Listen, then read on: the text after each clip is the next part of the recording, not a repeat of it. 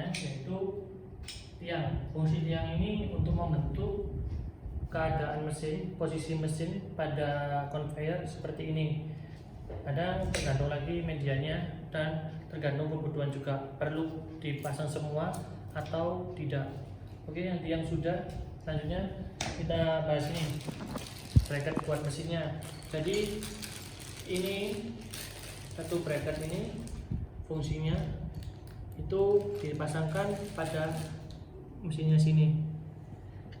Nah, sini tadi yang bentuknya kayak gini biasanya berhubungan dengan mesin, sama yang kedua ini di sini buat print headnya, dan yang ketiga sama di bagian conveyor yang sini. Kalau conveyornya perlu dibor ya dibor dulu, karena berhubung kita nggak perlu ngebor, kita tinggal masukkan bornya aja. Oke, selanjutnya bracket tiang. Nah, fungsi bracket tiang ini untuk menyambungkan satu tiang dengan satu tiang yang lainnya. Contohnya seperti ini. Pada ini tadi dia diposisikan tidur dan juga menyamping. Tadi nanti tiang pertama masuk, yang ini ke sini. Nah, ini sesuai kebutuhannya. Ini mendapatkan juga pieces juga. Nah, ini contohnya 1, 2, dan 3. Oke, selanjutnya ada buat sensor. Ini buat sensor. Jadi ini posisikan pada printheadnya seperti ini contohnya. Nah, tadi ini ada bautnya dipasang di sini di printheadnya. Posisikan sensor di sebelum printheadnya. Tadi jalannya barang melewati sensor dulu, baru kemudian pada printheadnya kayak gitu. Nanti ini bisa diatur kurang maju atau kurang mundur, tinggal diputar aja di sini di sensornya.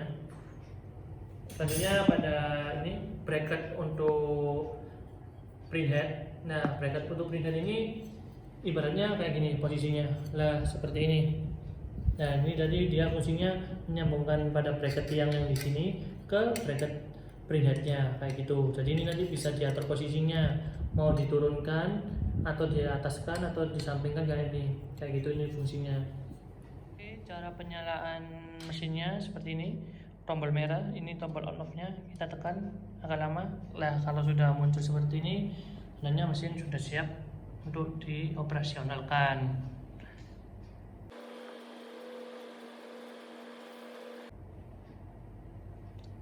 Nah, ini berikut tampilan utama pada mesinnya, dan ini ada indikator cartridge-nya. Jadi kalau cara pemasangan cartridge sudah benar, ini bakalan muncul, dimana ini masih 100%, tandanya cartridge masih penuh atau baru kayak gitu. Di sini ini adalah sebuah pesan yang kita pilih untuk kita printkan kayak gitu. Seumpama kita bakalan lanjut nih ke selanjutnya, yaitu edit file. Edit file ini untuk ngedit tulisan yang tertampil pada layar saat ini. Ini edit file. Nah, sedangkan untuk file manage kita klik. Nah, ini tampilan mesinnya keseluruhan. Jadi di sini banyak menu, di mana ini adalah nama-nama pesan yang sudah kita buat. Jadi ketika sudah membuat pesan dan kita udah save, otomatis pesan itu akan tersimpan di sini kayak gitu. Nah, nanti kalau seumpama kita mau pilih yang ini, kalau mau saya mau ngeprint yang ini, kita pilih yang namanya print. Nanti kalau dia kata print, otomatis tampilan pada layar printnya berubah yang ini kayak gitu. Dan ini juga ada logo. Jadi mesin ini juga bisa menggunakan logo. Jadi untuk customer yang membutuhkan logo, kita juga bisa bantu cara membuatkan logo dan kita pasangkan kayak gitu. Oke, kita coba. Sekarang kita mau buat pesan baru. Untuk membuat pesan baru, di sini namanya kita tinggal pilih create new file. Jadi ini untuk membuat pesan baru. Oke, ini tampilan utamanya. Ini masih kosong karena belum ada apa-apa. Nah, saya mau membuat tulisan nih. Jadi pertama kita akan membuat tulisan atau tanggal atau barcode atau counter. Itu kita klik add unit. Jadi di add unit. Oke, kita klik. Lah di sini ada tampilan yang disupport oleh mesin untuk kita tampilkan di pesannya. Jadi kalau seumpama kita butuh add text, oke, kita klik add text. Nah ini settingan defaultnya 1 2 3 4 5 6. Oke, kita mau rubah tulisan, kita klik 2 kali. Nah terus kalau sudah kayak gini kita pilih konten. Nah di mana konten ini untuk merubah tulisannya. Nah ini kan masih 1 2 3 4 5 6. Nah ini nggak bisa diketik langsung karena ini masih tulisannya keluarnya nanti tulisan Cina. Jadi kalau mau tulisan Indonesia atau Inggris itu diklik gambar dunia ini 1 kali, masih Cina lagi, kita klik yang kedua. Nah ini baru bisa.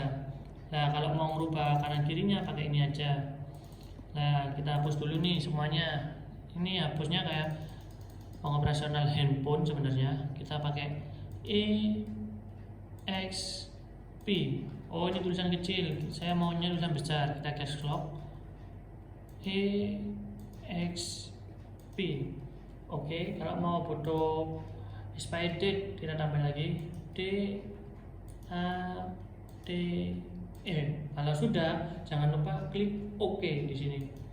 Oke, nah ini sudah otomatis keluar. Terus kalau kita butuh lagi, butuh tanggal.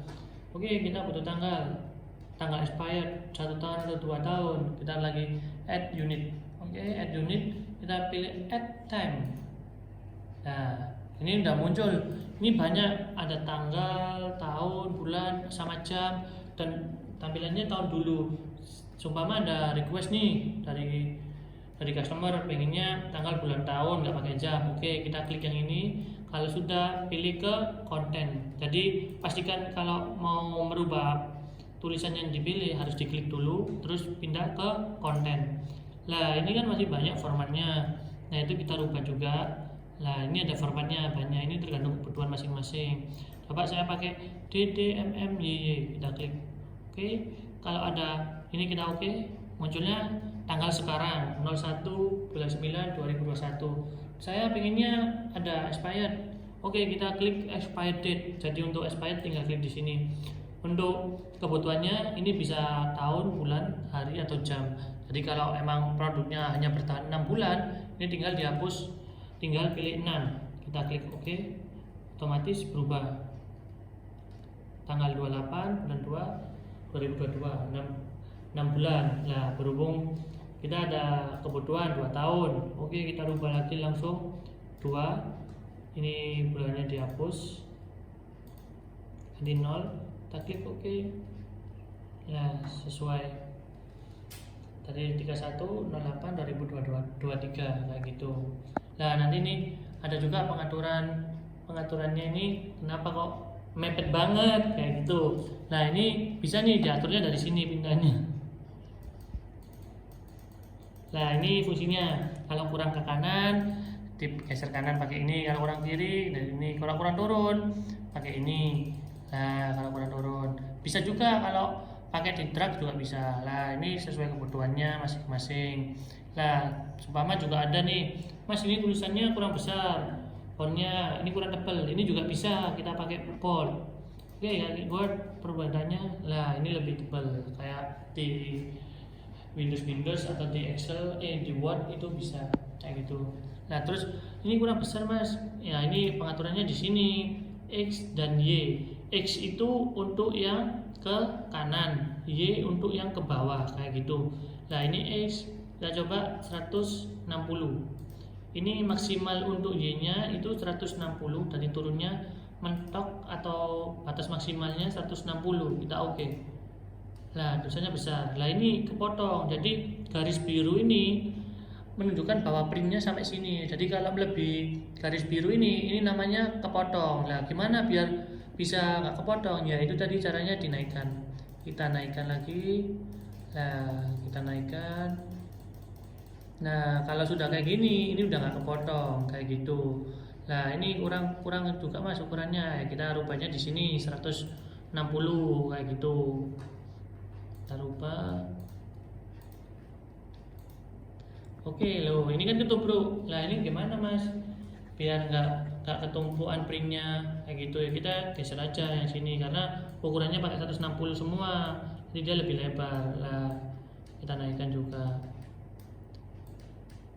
Nah kalau udah ini naik nggak bisa, pakai ini aja, naikkan pakai manual. Lah kayak gini. Nah ini kan panjangnya belum, jadi samakan aja. Jadi kalau untuk satu baris, kalau bisa per teksnya itu samakan semua kayak gitu biar rata. Lah kalau gini kan rata. Lah ini kan kurang naik, tinggal dinaikkan aja biar printnya rata kayak gitu untuk pertambahan teks dan editnya teks. Sumpama kalau salah nih nggak perlu, ini tinggal klik delete, oke, jadi hilang kayak gitu. Oke, jadi ini tampilan pada pesan yang dibuat. Jadi di halaman page ini terdapat ada select head. Oke, jadi harus pilih head 1 karena pada soketnya kita pilih head 1. Jika pilih head 2 maka head 2. Kalau pilih head 2 itu nggak bakalan kedetek, nggak bisa ngeprint karena kita pakainya head 1. Jadi pastikan head 1 di tampilan juga head 1, sedangkan yang ini untuk head 2 nya kayak gitu. Oke, pixeline ini fungsinya untuk pengaturan delay-nya. Jadi 150 ini maksudnya ketika sensor mendetek terus pada ukuran 150 dia akan mengeprint tulisan yang ini tadi. Jadi kalau emang dianggap kurang lama nih keluarnya karena kurang pas di center, atau ini kelamaan nih kurang pas di awal, nah itu tadi diatur sini. Jadi semakin kecil semakin dia langsung mencetak printnya. Jadi kalau semakin lama dia printnya semakin lama keluarnya kayak gitu. Jadi kalau selanjutnya ini ada di print head. Nah ini pengaturan X1, Y1, X2, Y2 ini fungsinya untuk melihat hasil printnya. Sumpama tulisannya kebalik, tulisannya keliru, untuk nyentanya dari 320 kebalik kayak gitu, pengaturnya di mirror. Kita coba nanti X1 Y1 atau coba Y1 X2 itu bisa. Nah ini ink flash fungsinya untuk mencoba cartridge. Jadi kalau udah di print jangan dicentang, nanti hasil printnya ada garis-garisnya kayak gitu. Nah ini untuk ink tipenya kita biasanya pakai user definite, tadi tergantung kebutuhannya, tergantung cartridge-nya. Jadi kalau cartridge-nya itu solvent itu 1000 sama 2,2, sedangkan untuk yang water itu 8,6. Tadi nanti ini kan kita pakai water, tadi kita lupa 8,6 kayak gitu. Jadi pastikan ini sesuai juga, jangan pakai yang auto kayak gitu. Selanjutnya di join ini juga sama fungsinya, juga ngatur delaynya juga pada printhead satunya. Ini resolusi. Jadi resolusi ini berpengaruh pada ketebalan hasil printnya. Jadi kalau semakin tinggi semakin tebal hasil printnya. Jadi kita biasanya standarnya defaultnya juga kita pilih 300 kali 300, itu hasilnya printnya sudah bagus. Untuk AB column ini yang untuk headnya kita bisa pilih nozzle B atau nozzle A kayak gitu. Kalau dilihat supaya milih nozzle A nozzle B, printnya ada yang kepotong, jadi pengaturannya dirubah aja di sini nozzle B. Kalau nggak nozzle A. Tapi kalau masih kepotong, jadi kendalanya ada di cartridge, tinggal dilap aja sama tisu kayak gitu. Terus untuk sensornya, ini sensornya pakai ini sesuai defaultnya, value engage trigger sama reverse. Cuman kalau kebutuhannya ada repeat pin, jadi kita klik, nah ini kita bisa milih berapa meternya. Jadi kalau seumpama kita butuh 500, jadi setiap 500 nanti dia bakalan ngeprint lagi sesuai tulisan ini. Berhubung kita tak perlu itu, kita matikan bisa. Kalau repeat times, jadi berdasarkan berapa waktu jamnya, nanti dia bakalan ngeprint lagi. Tadi dia ke trigger kayak gitu sih. Terus kalau emang nggak perlu, kita perlu sensor kayak di karton, jadi ini nggak perlu, jadi dimatikan aja kayak gitu. Untuk encoder pengaturannya pakai simulasi encoder karena kita nggak perlu encoder kayak gitu. Jadi kalau udah kita oke kayak gitu. Jadi kalau sudah pengaturannya pada pesan ini sudah semua, jangan lupa pencet save. Ini kalau udah di save kita oke. Nah ini karena kita buat pesan baru, kita namakan terserah kita juga. Nah ini kan nggak bisa karena tulisannya masih Cina, jadi harus mencet gambar dunia 2 kali. Nah ini baru bisa tulisan biasa. Nah namain coba. Kalau udah kan nggak bisa, ini gimana mau nge-save-nya, nggak bisa klik yang ini pojok kanan bawah buat nurunin iPad-nya. Nah kalau udah kita save. Nah ini udah ke save. Kalau udah mau pakai tinggal print. Nah dari ini jadi kembali ke halaman yang akan di print kayak gitu. Kalau udah mau kita lihat data-datanya, tinggal pilih file manage. Oke, file manage lah. Ini ada yang kita buat. Coba. Nah kalau udah kita print. Kalau mau yang lain kita bisa. Kita coba yang kita print. Oke. Nah kita coba start print. Nah jadi keadaan start print itu nggak bisa dipencet apa-apa selain stop print. Jadi kalau mau merubah atau membuat pesan baru atau mematikan harus di stop print kayak gitu. Nah di sini juga ada tampilannya. Ini dijelaskan tadi ketebalannya yang kita atur keluar semua. Nah join and distance ini juga ngatur print headnya tadi mau dibuat berapa kayak gitu. Kalau udah semua kita oke. Ini nanti kita coba buat ngeprint habis ini. Ayo. Iya.